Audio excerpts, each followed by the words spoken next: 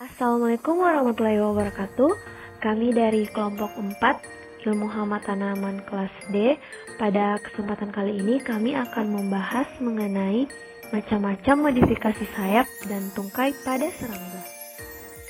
Baik, pertama-tama berikut adalah nama-nama dari anggota kelompok kami. Yang pertama ada Andi Zul Arsy Ainun. Lalu yang kedua Surya Hardini Pateha. Dan yang ketiga Andi Dinda Namira Sarila.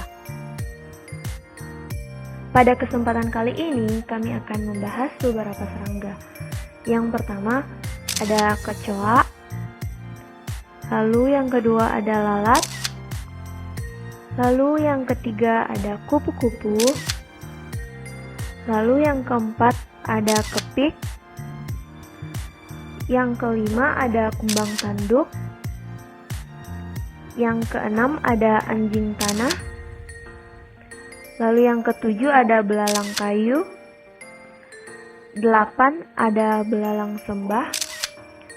Dan yang terakhir ada kumbang buas air. Bagian pertama kami akan membahas mengenai modifikasi sayap pada serangga. Yang pertama yaitu kecoa.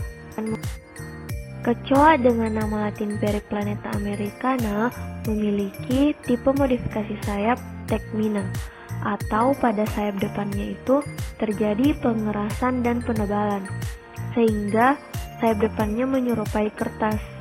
Pada tipe modifikasi ini biasa terdapat pada serangga ordo Orthoptera, Blattaria, dan Mantodea. Baik, selanjutnya adalah lalat atau Musca domestica.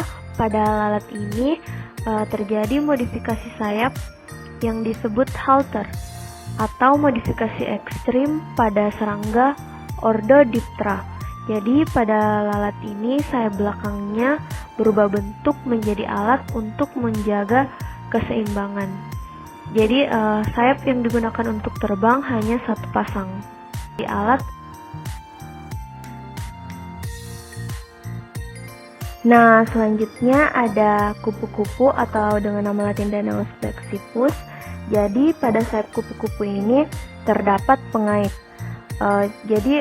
Modifikasi pengait pada sayap itu ada 3. Yang pertama hamuli atau pengait yang berbentuk seperti sisir pada sayap belakang dan sayap depan.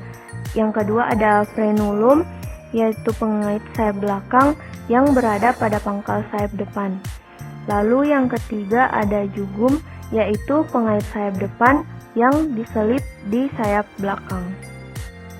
Jadi pada kupu-kupu ini tipe pengaitnya yaitu jugum.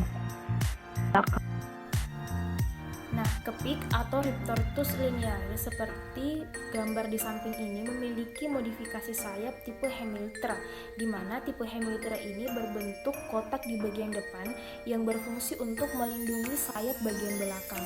Nah, tipe hemiltra ini biasanya berada pada serangga yang berordo Hemiptera, dan modifikasi tipe sayap Hemiltra ini dapat dicirikan dengan adanya scutellum atau lempengan segitiga di bagian atas atau dorsal toraks.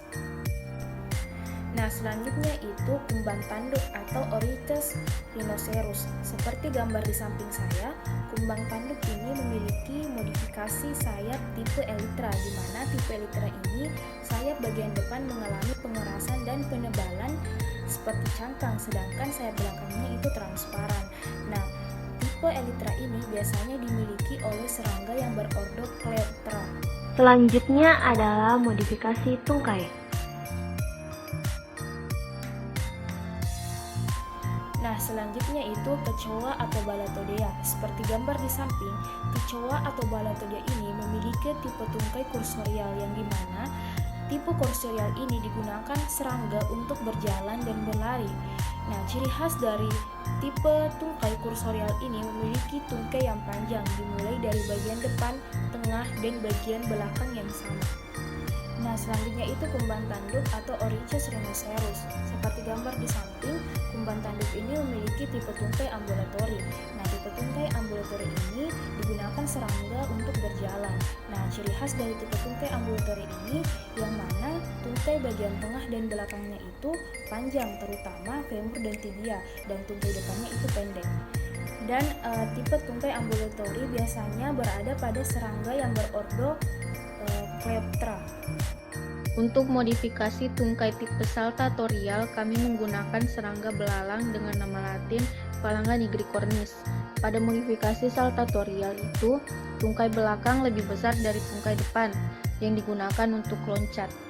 Selanjutnya, untuk modifikasi raptatorial menggunakan serangga belalang sembah dengan nama latin Mantis religiosa.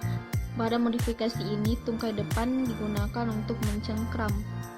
Selanjutnya, ada kumbang buas air dengan nama latin Detiscus marginalis. Dengan modifikasi tipe natatorial yang tungkainya terdapat rambut pada bagian larsus yang memudahkan untuk berenang di air. Terakhir ada anjing tanah dengan nama latin Scapteriscus borelli. Modifikasinya tipe fusorial yang dimana tungkai depan digunakan untuk menggali tanah. Sekian pemaparan dari kami mengenai tipe-tipe modifikasi sayap dan tungkai pada beberapa serangga. Terima kasih.